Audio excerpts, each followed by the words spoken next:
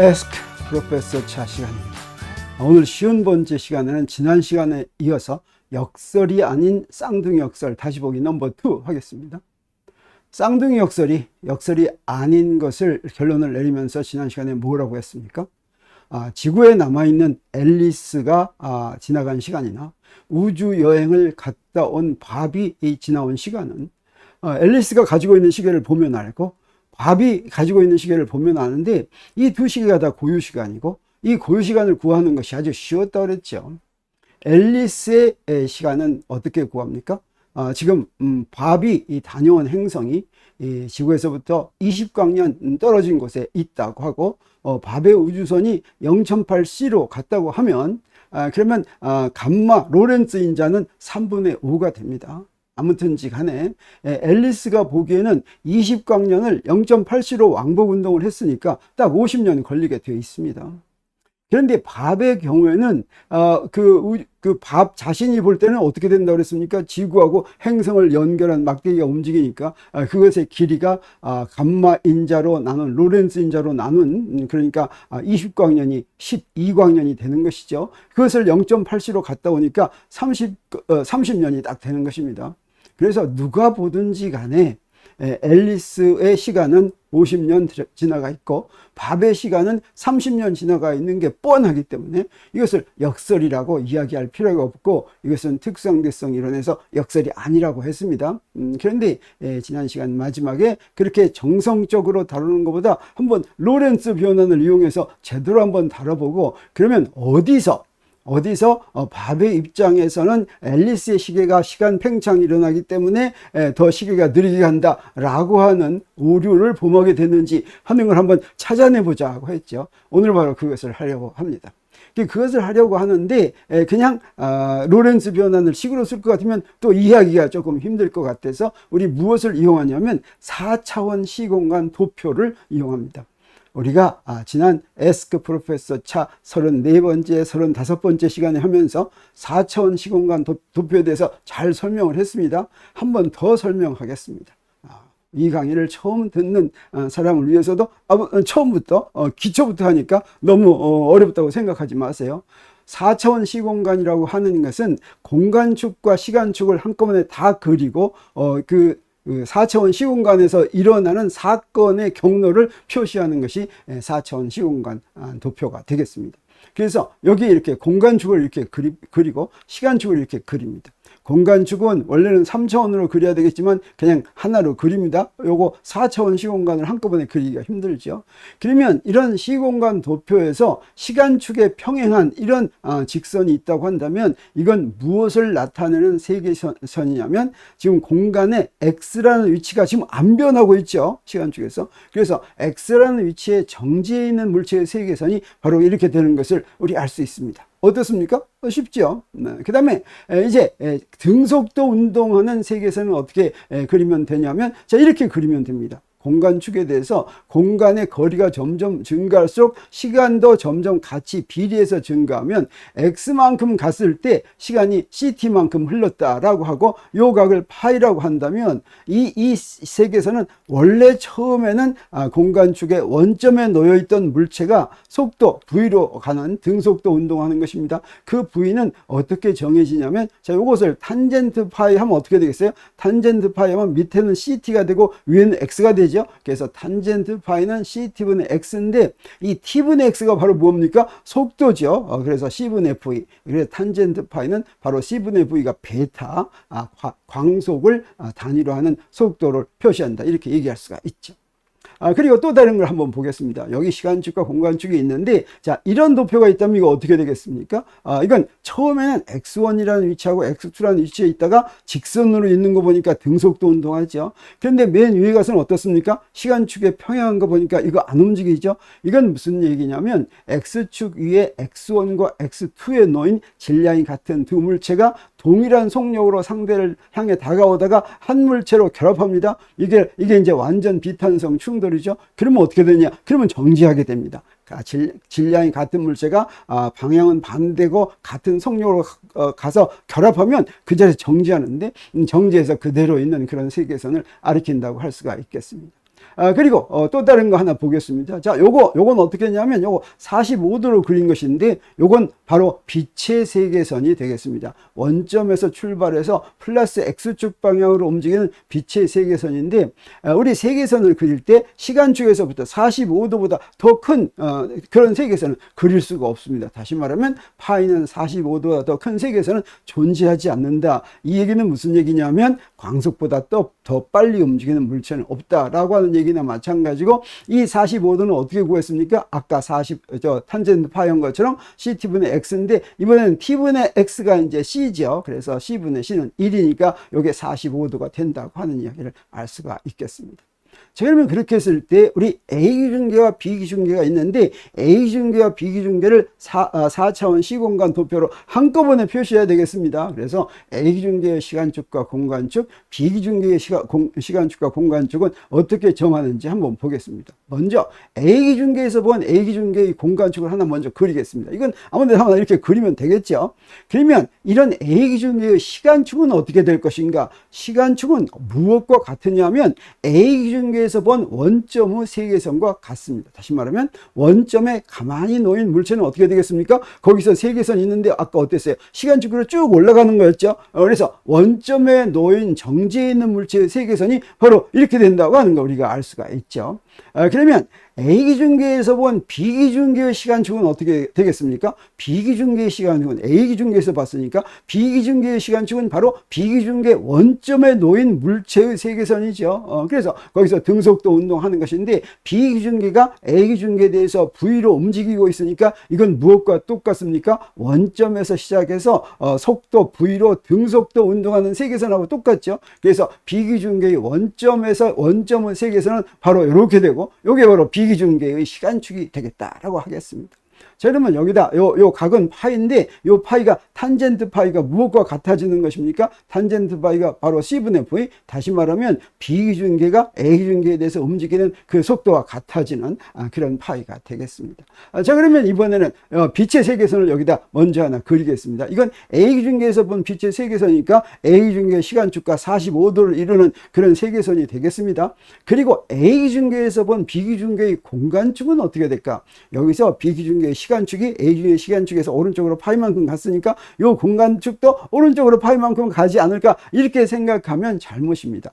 그 공간축은 어떻게 그려야지 되냐면 A기중계나 B기중계나 빛의 세계선은 어때야 됩니까? 바로 똑같은 속도로 가야지 되죠. 그러려면 B기중계에서도 어때야 되냐면 B기중계의 시간축과 공간축에서의 각이 같아야 되겠습니다. 그래서 어디로 가야 되냐면 공간축은 안으로 이만큼 파이만큼 들어가 있어야 되겠습니다. 그러면 A기중계에서의 빛의 세계선이나 빛의 속도나 B기중계에서의 빛의 속도가 같다고 얘기할 수가 있는데, 이런 빛의 속도를 그러면 A기중계와 B기중계에서 어떻게 계산하느냐? 우리 A기중계에 어떤 사건 P가 이렇게 있다고 할 때 이 P의 좌표는 어떻게 정하냐면 우리가 늘상 알고 있는 방법으로 정하면 됩니다. 자, 이렇게 정합니다. 시간 P의 공간 좌표는 시간축에 평행하게, 우리가 이거를 갖다가 공간축에 수직으로 내려 걸 수도 있지만 수직으로 항상 두 좌표계가 수직일 때는 그렇게 정의해도 좋지만 어떻습니까? 아까 A기중계에서 본 B기중계는 좌표축이 수직이 아니었죠. 그래서 어떤 정의를 이용하는 게 더 좋냐면 시간축에 평행하게 선을 그려서 X축과 만나는 점, 그게 바로 공간좌표가 되겠습니다. 자, 이렇게 하는 겁니다. 시간축이 있으니까 시간축에 평행하게 이렇게 그었어요. 그러면 시간좌표는 어떻게 되냐? 시간좌표 C를 곱해서 CTP 이렇게 한다면 이건 어떻게 하겠습니까? 공간축에 평행하게 이렇게 그리면 되겠죠. 그래서 공간축에 평행하게 이렇게 그리면 되겠습니다. 그럼 B기중계의 좌표는 어떻게 될까? B기중계에서 그 P점의 공간축 좌표는 어떻게 되냐면 아까 한 것처럼 어떻게 하면 됩니까? B기중계의 시간축에 평행하게 그려서 그래가지고 X축과 X'축과 만나는 그 좌표가 XP'이다. 이렇게 얘기하면 되겠습니다. 그래서 이제 시간좌표도 바로 구할 수가 있죠. 어떻게 하면 됩니까? 공간좌표하고 공간축하고 평행하게 그려서 만나는 점을 이제 시간좌표다. 이렇게 얘기하면 되겠습니다. 그러면 우리가 지난 시간에 얻은 결론이 무엇이었습니까? 쌍둥이 역설이 아니라고 그랬죠. 그래서 대상은 뭐냐면 우리가 지금 다루고 있는 문제는 바로 뭐냐면 쌍둥이 남매 앨리스와 밥이, 앨리스는 지구에 있고 밥은 지금 20광년 떨어진 별까지 속력 0.8시인 우주선을 타고 우주여행을 떠났다가 50년 후에 돌아오는 것이죠. 20광년 떨어진 곳이니까 50년입니다. 그래서 앨리스의 관점에서는 뭐냐? 50년, 밥이 돌아온다고 50년이 걸렸는데 가만히 앨리스가 밥의 시계를 보니까 어떻습니까? 시계는 시간 팽창을 하기 때문에 시간 팽창을 해가지고 감마로 나눌 것 같으면 어떻게 됩니까? 30년이 지났다고 생각한다는 것이죠. 시계가 진짜로. 근데 밥의 관점에서는 어떨까? 우리 쌍둥이 역설이 나온 게 바로 뭐냐면 앨리스의 관점에서는 밥의 시계가 움직이고 밥의 관점에서는 앨리스의 시계가 움직이니까 앨리스의 시간이 느리게 가서 앨리스의 시간이, 밥의 관점에서는 자기 시간은 50년인데 앨리스의 시간이 30년이니까 이렇게 하는 것이 옛날의 쌍둥이 역설이었다고 그랬죠. 근데 오늘날은 어떻습니까? 밥은 제자리에 가만히 있고 지구하고 그 행성이 왔다 갔다 하더라도 지구와 행성을 잇는 거리가 어떻게 됩니까? 밥에는 짧아지죠. 얼마로 짧아집니까? 12광년으로 짧아지니까 0.8시의 속력으로 지나가면 밥의 시간은 30년, 밥의 자기 시간은 30년이 흐른다는 걸 자기는 이미 알고 있습니다. 그러면 밥의 관점에서 앨리스의 시계를 봤더니 앨리스의 시계가 시간 팽창을 해가지고 30년보다 더 짧을까? 그래도 벌써 역설은 아니죠. 두 개가 같은 게 아니죠. 자, 어떻게 될까 하는 것이 궁금하다는 것이었고, 여기서 밥의 관점에서 보더라도 앨리스의 시계는 50년이 흘러 있다라고 하는 것이 지난 시간의 결론이었습니다. 자, 그러면 우리 이것을 로렌츠 변환으로 한번 구하기로 했으니까 먼저 로렌츠 변환이 뭔지를 보겠습니다. 로렌츠 변환은 갈릴레이 변환을 수정해서 만든 것이죠. 두 기준계의 x좌표, y좌표, 시간좌표 사이의 관계인데 갈릴레이 변환이 이렇게 생겼습니다. 이것을 어떻게 수정을 했냐면 특상대성 이론에서 이 로렌츠 인자를 이용을 해가지고 비기준계의 좌표를 A기준계 좌표로 할 것 같으면 사실은 갈릴레이 변환하고 똑같은데 앞에 뭐만 하나 집어넣습니까? 감마만 하나, 이 감마 로렌츠 인자만 하나 붙였죠. 그 다음에 이 시간에 대한 것은 시간과 공간이 똑같은 자격을 갖고 있기 때문에 공간 로렌츠 변환에서 X와 T를 뒤바꾸기만 해가지고 바로 이게 나왔습니다. 그리고 이것의 역변환도 가능한데 어떻게 하면 되냐면 서로 반대 방향으로 움직이니까 여기 마이너스 보호가 여기서 플러스 보호만 되는 걸 우리가 알 수가 있죠. 어쨌든지 간에 로렌츠 변환을 하더라도 무엇이 성립해야 되냐면 두 사건 사이의 간격은 우리 A 기준에서 보면 간격이 이렇고 B 기준에서 보면 간격이 이렇죠. X 프라임. 요게 두 개가 같아야 된다라고 하는 것이 로렌츠 변환의 특징이라고 했습니다. 그러면 앨리스의 관점을 한번 시공간 도표로 그리겠습니다. 앨리스의 관점을 그렸다라고 하는 것은 여기에 앨리스의 시간축과 공간축을 이렇게 그린 것입니다. 그러면 여기서 우리 뭘 그릴 수가 있냐면, 자, 지구에서 볼 때 행성의 세계에서는 어떻게 될까? 행성의 세계에서는 지구에서부터 20광년 떨어진 대로 거기서 가만히 정지해 있으니까 A 기준계 시간 중에 평행인 직선이 이렇게 되겠죠. 그리고 빛의 세계선은 어떻게 되겠습니까? 빛의 세계선은 여기서 45도를 이렇게 빛의 세계선이 되겠습니다.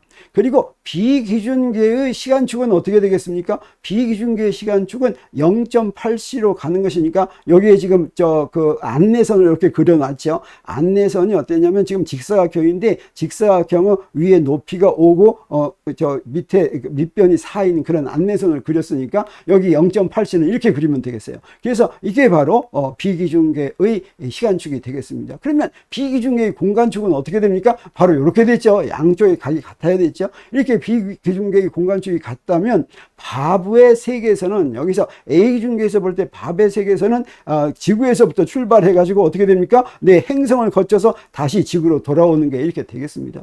그러면 지금 이 밥의 세계선에서 행성까지 도달할 때까지의 세계선이 바로 무엇입니까? 이게 바로 밥의 시간축이죠. 지금 밥의 시간축에서 지금 다시 시간축이라는 건 바로 뭐냐면 비기준계에서 밥의 위치가 항상 원점이라고 하는 것입니다. 그 원점에서 지금 그 비기준계에서는 정지해 있는 거나 마찬가지죠. 그대로 같습니다. 그러면 이때 앨리스의 세계에서는 어떻게 되냐면, 앨리스는 자 돌아올 때까지 앨리스도 제자리에 가만히 있었죠. 그 A 기준계 중심에서 제자리에 가만히 있었다고 할 수 있습니다. 이렇게 하는 게 앨리스의 세계선이고, 우리 여기서부터 무엇을 생각하냐면 바로 이 부분을 생각합니다. 이 부분을 생각해 가지고 지금 밥이 지구에서 떠나서 행성에 도달할 때까지의 두 사건을 보겠어요. 그러면 행성에 도달했을 때 비기준계 시간이 t0라고 하면 라지 t0라고 한다면, 이때 비기준계에서 측정한 두 사건 사이의 시간 간격이 바로 뭐냐면 t0가 되겠습니다. 그리고 이 t0가 바로 무엇입니까? 비기준계에서 뭐 바보가 잰 고유 시간이 되겠습니다. 왜? 자, 그 자리에서 가만히 있으면서 자기 시계로 잰 거죠. 그러면 요 나중 시간, 지구에서 출발한 거 말고 나중에 행성에 도착한 요 사건을 이제 4차원 사건을 4차원 좌표로 표현한다면 어떻게 되냐면, 나중에 여기 도착한 걸 보면 B좌표는 뭐가 됩니까? 원점에 있었고 시간은 CT0죠. C 라지 T0. 근데 A좌표는 어떻게 되겠어요? 요 사건을 A좌표의 좌표를 구하려면 첫 번째는 시간축에 평행하게 해서 X좌표를 구하고, 두 번째는 공간축에 평행해서 그 시간좌표를 구해야죠. 그건 뭐가 되냐면 X1과 그 다음에 CT, 뭔지를 모르지만 CT 이러겠습니다. X1과 CT. 그러면 이 X1과 CT는 우리 무엇으로 구할 수 있냐면 로렌츠 변환으로 구할 수 있습니다. 아까 로렌츠 변환 볼 것 같으면 A좌표를 B좌표로 표현하려면 거기에 플러스로 표시를 해야 되죠. 그래서 여기 X1은 감마하고 B좌표의 그 위치는 0이니까 0 더하기 베타 CT0 이렇게 되겠습니다. 그리고 저 A좌표의 CT는 감마 CT0 더하기 여기는 0이니까 원점에 0 이렇게 되겠어요. 그럼 요것만 보면 바로 이게 뭡니까? 요것만 보면 여기 뭐 어떤 관계입니까? T는 감마 T0. 이게 고유 시간보다 앨리스가 잰 시간이 더 길다. 그래서 그 행성에 도달할 때까지 바브의 고유 시간이 15년이라고 한다면, 그러면 앨리스의 시간은 25년이다라고 하는 걸 알 수가 있습니다. 그래서 앨리스의 관점에서 움직이는 밥의 시계가 시간 팽창을 해서 느리게 간다라고 하는 결과를 우리 여기서부터 로렌츠 변환을 이용해서 잘 구했습니다. 단 절반만 우리가 구했습니다. 근데 밥의 관점을 보기로 하겠습니다. 밥의 관점은 어떻게 한다는 겁니까? 비기준계를 여기다 똑바로 그려 놓는다는 거죠. 그러니까 비기준계에서는 행성이 어쩌고 있습니까? 행성이 이렇게 갑니다. 비기준계에서 볼 때는 마이너스 X 방향으로, 비기준계의 마이너스 X 방향으로 속도가 이렇게 쭉 가죠. 갑니다. 그리고 빛 세계에서는 어떻게 되겠습니까? 빛 세계에서는 이렇게 양쪽에 이렇게 되겠죠.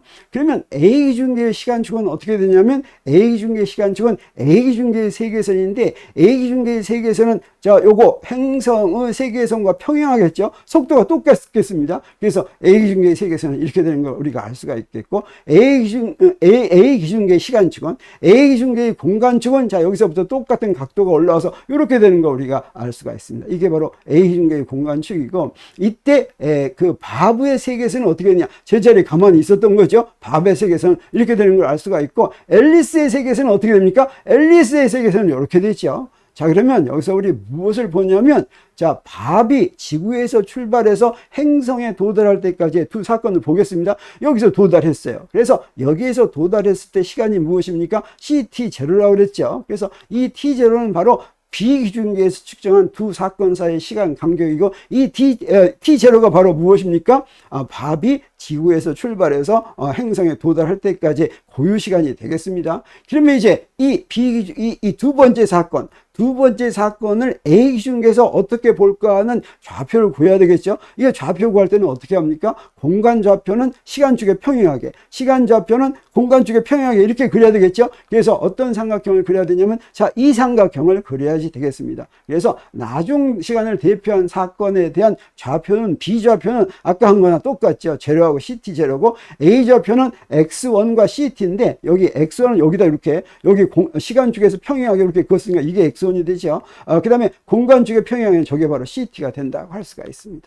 그래서 이거 가지고, 그런데 이제 돌아오려면 바브의 세계에서는 자, 이렇게 되는데 점선으로 표현한 이유는 뭐냐면, 이 지금 이런 시공간 도표는 관성계에서 표시하는데, B가 밥이 이제 방향을 바꿨습니다. 그래서 비관성계로 가서 원래 처음에 밥의 관성계에서는 이걸 표현할 수가 없기 때문에 이렇게 적당히 표현을 해가지고 돌아온다는 걸 이제 표시했습니다. 아무튼 나중 시간을 대표한 사건을 우리 A좌표의 X1과 CT를 구하기 위해서 로렌츠 변화를 하면 이 로렌츠 변화는 사실은 아까하고 똑같습니다. 그래서 X1은 감마 제로 더하기 베타 CT 제로, 그 다음에 CT는 감마 CT 제로 더하기 0 해가지고 요 두 개를 볼 것 같으면 어떻습니까? T는 감마 T 제로에서 바브의 관점에서 보더라도 여전히 어떻습니까? 앨리스의 시간이 그 고유 시간보다 감마배만큼 더 긴, 다시 말하면 고유 시간이 시간 팽창을 일으켰구나 하는 걸 알 수가 있죠. 똑같은 결론을 얻었습니다. 자, 그렇다면 우리가 이제 처음에 잘못할 때 앨리스가 보면 밥의 시간이 느리게 가고 그 밥이 보면 앨리스의 시간이 느리게 간다라고 하는 건 어떻게 해서 그런 오리가 나왔겠습니까? 우리 얘기를 할 때 어떻습니까? 밥의 관점에서 봤습니다. 밥의 관점에서 볼 때 밥이 봤더니 앨리스의 시계를 느리게 간다라고 하면 앨리스의 시계가 자 여기서부터 저기까지 간 걸 따져야 되겠죠. 그래서 앨리스의 시계가 저기까지 갔을 때 밥의 시간이 어디가 될까를 한다면 그때는 어떻게 하면 됩니까? 그때 우리가 그리는 건 자 이때는 이제 요건 뭐냐면 A 기준계에서 측정한 두 사건 사이의 시간 간격입니다. 그러면 이 시간 간격은 바로 뭐가 되겠습니까? 앨리스의 고유 시간이 되죠. 근데 밥이 행성에 간 시간은 이건 앨리스의 고유 시간과는 아무 상관이 없죠. 그런데 우리가 그 쌍둥이 역설을 잘못 얘기할 때는 어땠냐면 앨리스의 고유 시간을 보고서 시계가 느리게 간다라고 얘기하는 것이 잘못된 것입니다. 그래서 만약에 앨리스의 고유 시간을 보고 한 거라면 우리 삼각형을 어떻게 그려야 됩니까? 이렇게 그려야 되죠. 그래서 나중 시간을 대표한 사건은 A좌표는 뭐가 됩니까? A좌표는 A좌표에서 원점에서 그대로 있는 CT0가 되고 B좌표에서 X1' CT가 되는데 X1'은 저기가 되고 어떻게 해서 이렇게 구한 것이에요? 여기 있죠. X1'은 요거 시간 중하고 평행하게 했습니다. 그리고 CT는 공간 중하고 평행해서 저렇게 했죠. 그러면 로렌츠 변환을 할 것 같으면 어떻게 됩니까? X1'은 이때는 이제 B 기준계의 좌표를 A 기준계로 하니까 마이너스가 여기 나옵니다. 그리고 CT는 이렇게 되니까 여기서 우리 뭘 구하냐면 CT는 감마 T0를 구하는데 이때 T는 바로 뭐예요? 이건 이제 앨리스의 시간이고 아니 요거 T가 이제 밥의 시간이고 이게 앨리스의 시간이죠. 그러면 앨리스의 시간이 천천히 가고 밥의 시간이 더 많이 갔다고 하는 그런 우리가 보통 쌍둥이 역설에 살 때 잘못된 게 여기서 나옵니다. 그래서 이렇게 여기서 나오게 된 잘못 생각하게 된 원인은 바로 뭐가 있냐면 우리가 앨리스의 시계를 봤더니 앨리스 시계를 느리게 간다라고 했는데 앨리스의 시계를 봐서는 안 된다는 거죠. 앨리스의 시계는 밥이 갔다 온 거하고는 아무 상관이 없는 시계입니다. 밥이 갔다 온 걸 보려면 밥의 시계를 보고 밥의 시계를 앨리스가 얼마로 읽었는가 하는 것이 앨리스의 시간을 나타낸다고 하는 거죠. 그래서 앨리스의 관점과 밥의 관점을 여기에 같이 그려보겠습니다. 두 개를 이렇게 같이 그려봤더니 우리 여기서부터 확연히 알 수가 있습니다. 앨리스의 관점에서 그리나 시공간 도표를 그리나 밥의 관점에서 시공간 도표를 그리나 여기서 앨리스의 관점과 밥의 관점이 대칭이 아니라고 하는 건 분명하죠. 여기서 우리 무엇을 알아야 됩니까? 여기에 지구의 세계선과 행성의 세계선이 A 기준계에서는 어떻게 됩니까? A 기준계에서는 시간축의 평행에 이렇게 가고 있고, 그 다음에 B 기준계에서는 B 기준계에 대해서 등속도 운동, 두 개가 똑같은 속도로 등속도 운동을 하는 것으로 가고 있죠. 여기서 지금 누가 왔다 갔다 합니까? 여기서 지금 밥이 왔다 갔다 하는 거죠. 앨리스는 지금 제자리에 가만히 있다 이렇게 생각해도 좋겠습니다. 그래서 여기서 가만 보니까 밥이 행성에 도달할 때까지는 밥의 시간만 고유 시간이었죠. 어떻습니까? 밥만 같은 시간축에 있었습니다. 같은 시간축에 있으면서 잰 거, 다시 말하면 X의 위치가 같으면서 시간 간격을 잰 거, 이게 바로 고유 시간이라고 했습니다. 그래서 밥이 행성에 도달할 때까지는 밥의 시간만 고유 시간인데 여기 두 경우가 전부 다 그렇습니다. 근데 밥이 지구에 다시 도달하면 어떻게 됩니까? 다시 도달했더니 이제 여기 처음 출발해서부터 도달할 때까지 A의 관점에서도 이게 고유 시간이죠. 그 다음에 여기 A 기준에서 보나 B 기준에서 전부 다 처음 시작한 데하고 도달하는 데는 어떻습니까? A의 경우에도 시간축이 있고 B의 경우에도 시간축이 있습니다. 똑같이 도달하는 것이니까 같은 축에 있습니다. 그래서 A의 경우나 앨리스의 경우나 밥의 경우나 모두 고유 시간이기 때문에 우리 지난 시간에 얘기한 것처럼 고유 시간을 구하기가 쉬웠죠. 앨리스의 경우나 밥의 경우나 고유 시간을 구하는 건 쉬웠고 그것을 비교해서 밥의 시간이 느리게 간다라고 하는 걸 확실하게 알았습니다. 그래서 우리 이제 앨리스가 보면 밥의 시기가 느리게 가고 밥이 보면 앨리스의 시기가 느리게 간다라고 하는 것은 서로 상대방 시계를 보느라고 그렇게 했는데, 밥이 여행하고 올 때는 대칭성이 있지 않기 때문에 밥의 시계를 봐야지만 된다라고 하는 사실을 여기서 확실하게 이제 알았기를 바라겠습니다. 자, 이렇게 해서 쌍둥이 역설이 아닌 쌍둥이 역설에 대한 강의를 전부 마치겠습니다. 쌍둥이 역설이 이제 모두 다 잘 해결됐기를 바랍니다.